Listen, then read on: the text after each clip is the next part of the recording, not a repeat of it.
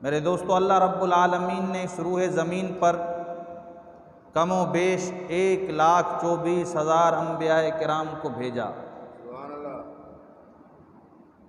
جتنے بھی انبیاء کرام، پیغمبر، رسول، نبی اس دنیا میں آئے، آپ دیکھو کہ ان کے کلمے کا سب سے پہلا کوڈ ایک ہی ہے۔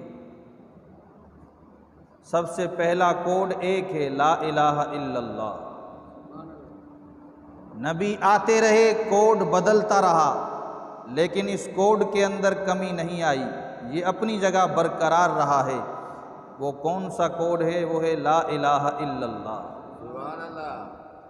حضرت آدم آئے، لا الہ الا اللہ، آدم صفیہ اللہ۔ لا الہ الا اللہ، نوح نجی اللہ۔ لا الہ الا اللہ، عیسیٰ روح اللہ۔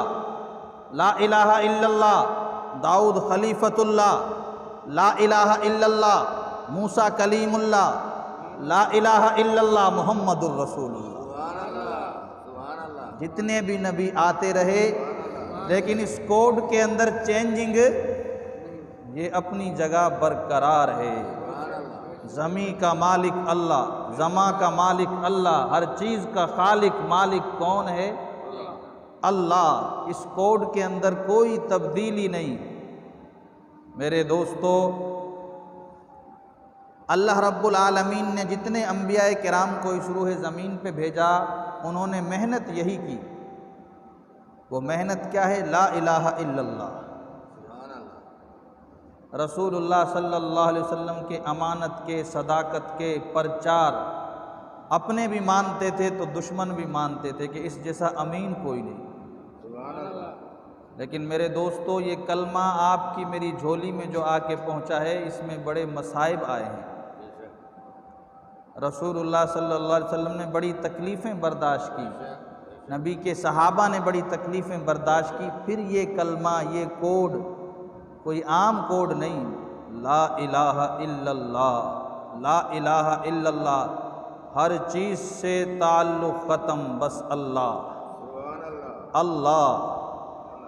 اگر میرے دوستو یہ بات ہمیں سمجھ میں آ جائے نا کہ اللہ، سارے مسئلے حل ہو جائیں۔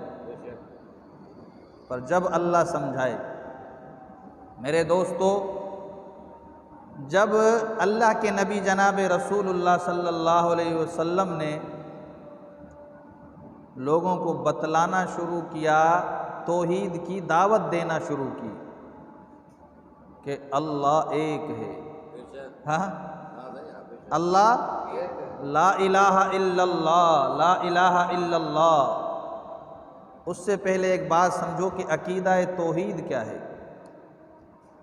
عقیدہ توحید کسے کہتے ہیں؟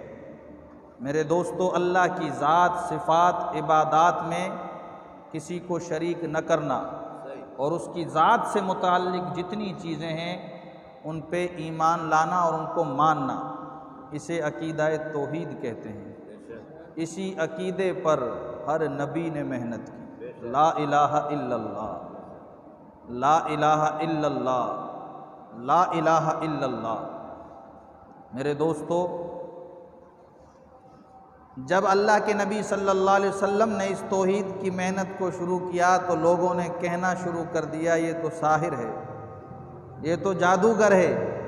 ساحر کہا گیا، جادوگر کہا گیا، دیوانہ کہا گیا، مجنون کہا گیا، اوجھڑی ڈالی گئی، پتھر کھانے پڑے، پیر مبارک خون سے بھر گئے۔ یہ سارا کس لیے تھا؟ لا الہ الا اللہ، لا الہ الا اللہ، کہ بھئی اس بات میں کوئی مطالبہ نہیں ہو سکتا، یہ بات اپنی جگہ اٹل ہے۔ لا الہ الا اللہ، اللہ ایک ہے، اللہ ایک ہے۔ شیب ابی طالب کی گھاٹی کے اندر رسول اللہ صلی اللہ علیہ وسلم کو ظالموں نے 3 سال قید کیا۔ کتابوں میں آتا ہے وہ گھاٹی ایسی تھی، چاروں طرف پہاڑ، چاروں طرف پہاڑ ہیں، نہ اس کے نہ اوپر کوئی چھت نہیں ہے، کوئی چھت نہیں، اور رسول اللہ صلی اللہ علیہ وسلم کو قید کر لیا گیا، نہ کوئی چیز اندر بھیج سکتے ہیں، نہ کچھ اندر سے آ سکتا ہے۔ کفار مکہ نے سوشل بائیکاٹ کر دیا رسول اللہ صلی اللہ علیہ وسلم کے ساتھ، اور کعبۃ اللہ پر ایک جو ہے نا انہوں نے تختی کوئی چیز لکھ کر کعبۃ اللہ پر لٹکا دی کہ بھائی محمد الرسول اللہ صلی اللہ علیہ وسلم سے ہم سوشل بائیکاٹ کرتے ہیں، اس سے کھانا پینا ختم۔ صحابہ کہتے ہیں ہم پر وہ دور آیا کہ جب ہمیں بھوک لگتی تو اپنے پیروں سے جوتیوں کو نکالتے اور اس کا جو نیچے کا تلا تھا، چمڑا جو ہوتا، اسے چباتے، اس سے جو لعاب اکٹھا ہوتا اسے پی کے گزارا کرتے۔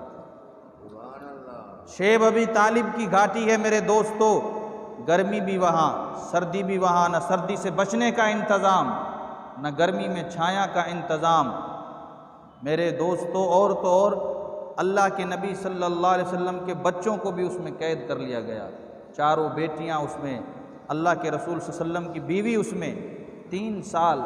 یہ کس لیے؟ لا الہ الا اللہ، لا الہ الا اللہ۔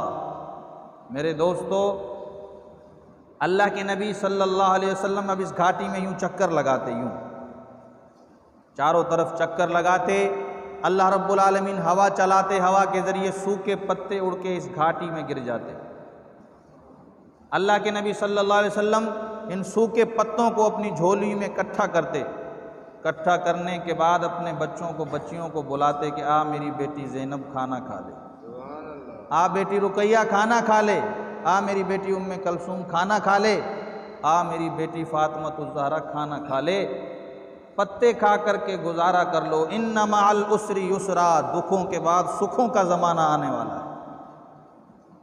میرے دوستو، امام الانبیاء خاتم النبیین کی بیٹیاں پتے کھا کر 3 سال گزارا کر رہی ہیں اور ان کو تسلی دے رہے ہیں میرے نبی کہ ان مع العسر یسرا، دکھوں کے بعد سکھوں کا زمانہ آنے والا ہے۔